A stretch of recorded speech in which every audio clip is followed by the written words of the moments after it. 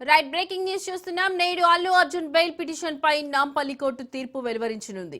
ఇప్పటికే bail petition పై వాదనలు ముగియగా ఇవాల్టికి తీర్పు వాయిదా వేసింది. మరోవైపు అల్లు అర్జున్ ప్రస్తుతం మధ్యంతర బెయిల్ పై ఉన్నారు. ఈ నేపథ్యంలో బెయిల్ పిటిషన్ పై న్యాయస్థానం ఏ విధమైన తీర్పు వెలువరిస్తుందోనని ఆసక్తి నెలకొంది.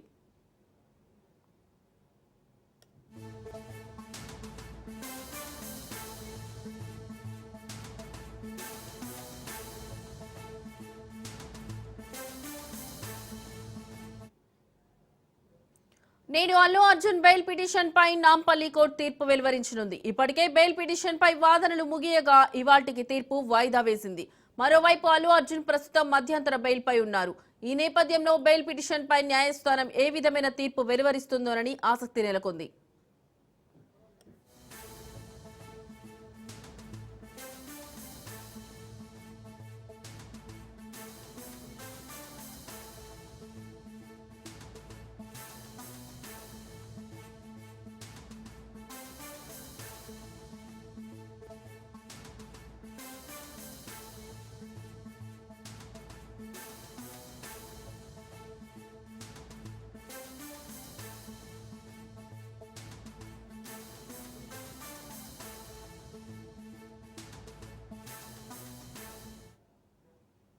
ఇక ఇదే అంశానికి సంబంధించిన మరింత సమాచారం మా ప్రతినిధి రత్నకుమార్ ఫోన్ ద్వారా అందిస్తారు. రత్నకుమార్, చెప్పండి, మీ దగ్గర ఉన్న లేటెస్ట్ అప్డేట్స్ ఏంటి? మరికొద్ది సేపట్లోనే నాంపల్లి కోర్టులో హీరో అల్లు అర్జున్ కు సంబంధించినటువంటి బెయిల్ పిటిషన్ మీద విచారణ జరగబోతోంది.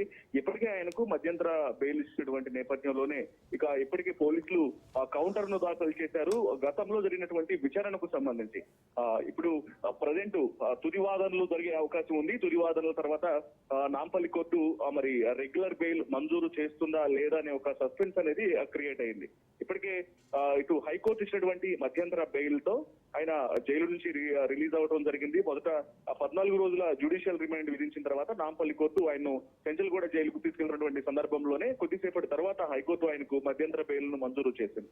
అయితే దీని మీద రెగ్యులర్ బెయిల్ అనేది ఖచ్చితంగా అవసరమైన నేపథ్యంలో రెగ్యులర్ బెయిల్ అనేది కేవలం నాంపల్లి కోర్టులోనే ఇవ్వాల్సినటువంటి పరిస్థితుల్లోనే ఇది యొక్క బెయిల్ కు సంబంధించి కూడా బెయిల్ పిటిషన్ ను మూవ్ చేయడం జరిగింది. హీరో అల్లు అర్జున్ తరపున న్యాయవాదులు దీని మీద మొదట విచారణ చేసిన అనంతరం పోలీసులను కౌంటర్ దాఖలు చేయాల్సిందిగా కూడా ఇటు కోర్టు కోరింది. సంధ్యా థియేటర్ ఘటనలో ముఖ్యంగా అల్లు అర్జున్ యొక్క పాత్ర అనేది చాలా కీలకంగా ఉంది. ఆయన థియేటర్ కు వచ్చిన కారణంగానే ఇన్సిడెంట్ అనేది చోటు చేసుకున్నటువంటి వాదనలకు సంబంధించి కూడా కౌంటర్ లో చాలా క్లియర్ గా పేర్కొన్నారు చిక్కడపల్లి పోలీసుల తరపున న్యాయవాదులు. సో వీటన్నిటి మీద వాదనలు కొనసాగుతాయి. ఇక మరికొద్ది సేపట్లోనే ఈ వాదనలు ప్రారంభమైన తర్వాత మరి హీరో అల్లు అర్జున్ తరపున న్యాయవాదులతో ఏకీభవిస్తుందా లేదంటే పోలీసులు ఇచ్చినటువంటి కౌంటర్ కు సంబంధించి ఏకీభవిస్తుందా అనేది తెలియాల్సి ఉంది. ముఖ్యంగా ఈ కేసులో పోలీసులు చాలా స్పష్టంగా తెలియజేస్తూ ఉన్నారు.